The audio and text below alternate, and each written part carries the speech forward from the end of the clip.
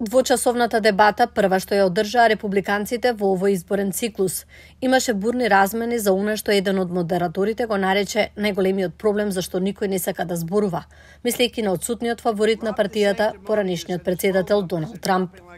Некои од кандидатите, како што се поранешниот подпредседател на Трамп Майк Пенс и поранешниот гувернер на Њу Џерси Крис Кристи, сметаа дека Трамп е дисквалификуван од повторна функција, поради, како што рекоа, неговото непочитување на уставот, како и повеќето кривични обвиненија со кои тој сега се соочува. Поранешната гувернерка на Јужна Каролина Ники Хели изјави, цитирам: "Трамп е најомилениот политичар во Америка, на тој начин не можеме да победиме на општи избори."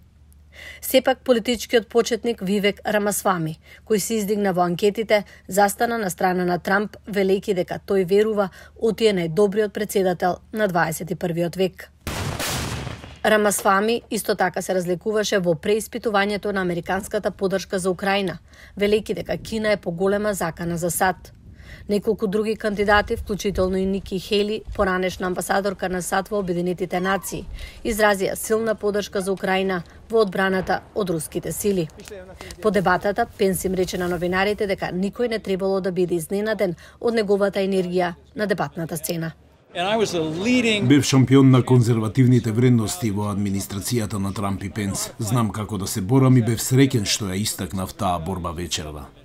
Главниот противник на Пенс на дебатата, Рамасвами, рече дека уживал во вербалните напади што ги упатил кон него поранешниот подпредседател.